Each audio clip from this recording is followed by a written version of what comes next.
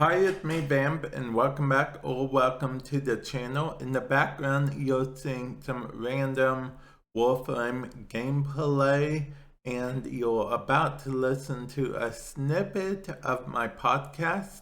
For the full podcast, you can click the link in the description below or type in V for Vamp wherever you listen to podcasts. So without further ado, here's the podcast. Hi, it's me, Vamp, and welcome back or welcome to the podcast. To be particular, the first podcast of 2022.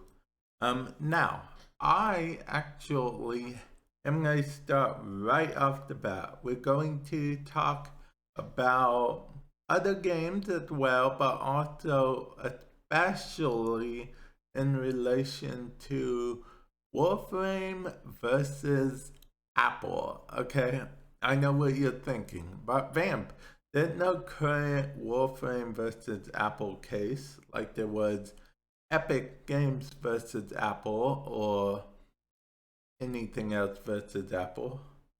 I think there was a Samsung versus Apple at one time, but don't quote me on that. Anyway, this is different. This I'm referring to the fact that Warframe, at the time of recording this podcast episode, still is not on mobile, which means it's not on the iPhone, it's not on the iPad, and I stress not on the iPad specifically because of the fact that Apple has been pushing the new M1 chip, and since they've been pushing the new M1 chip, they've been pushing their Apple products with the M1 chip, which includes the new iPad Pro and the new iMac. Yes, iMac is important for this scenario too because Warframe is not on Mac.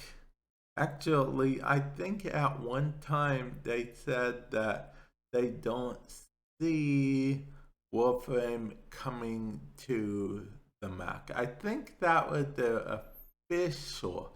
Unofficially, I think they mentioned something about it never coming to Mac, but officially, their stance on it, they don't see anything could happen, but not likely. That's their official stance on it. Now, I don't know if that stance is going to change throughout the year. I honestly think it should because, okay, let's be perfectly honest. Most of your, video gamers, main gamers know to do PC typically. But with that, when it comes to gaming, but with that said, I feel like lately, because of the M1 chip, because of so many factors, it could be like if you get a MacBook Air costs anywhere between $600 and $1,000. That's US.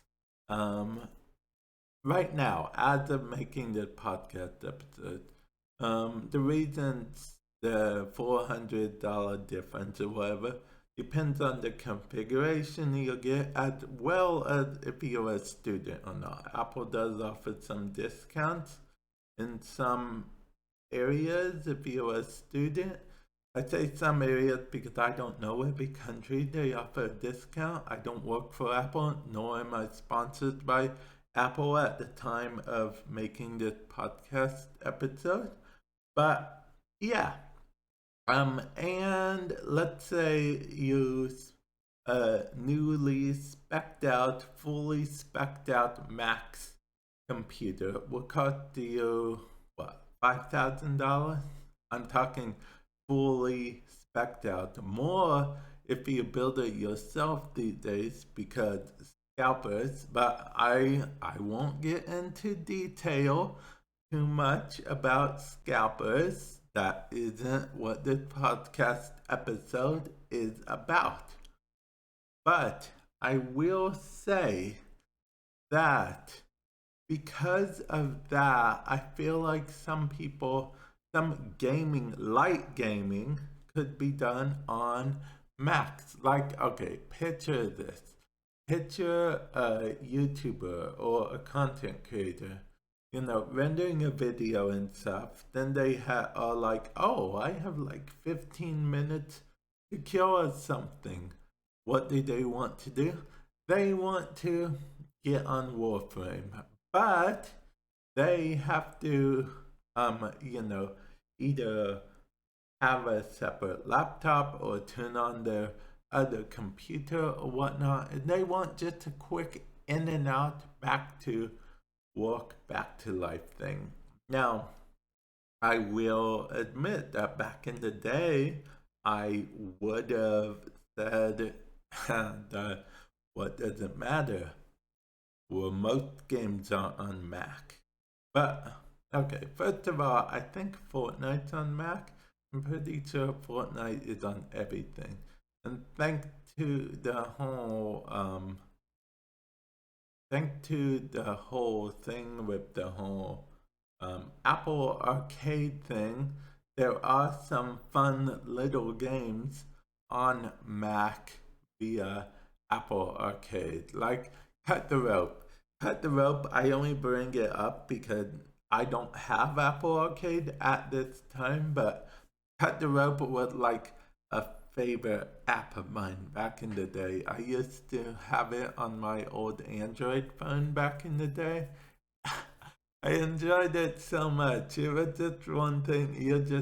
You cut the rope at the appropriate time, and then it's supposed to get all the stars. Anyway, I'm getting off topic. So, I think that potential user to be had. I think that potential, money to be had. I think that potential everything to be had if they release a version of Warframe for the Mac. Now, yes, it is allegedly the Warframe on mobile is still coming. Hopefully it comes this year. It really had the potential to revolutionize everything, for lack of a better term, because there's a lot of mobile games lately that have been ported to desktop, like Raid Shadow Legends, so on and so forth. Genshin Impact, I guess. It's very odd to think that Genshin Impact would be a mobile game before a desktop game, but to be honest, the PC interface leaves a little bit to be desired at the moment, but because even the PlayStation interface, they feel like they were ported straight from a mobile interface, which I think is the case. I could be wrong, but anyway, my point is gacha games are making their way to PC ports and whatnot. So it will be interesting to see Warframe, a PC and console game, make its way to mobile devices, which means it will be on iOS and Android, yeah, but also the MacBook, not the MacBook, well, depending on which update you'll have maybe, but moreover, the iPad, and I think they should consider getting Mac support. That's just what I think about that.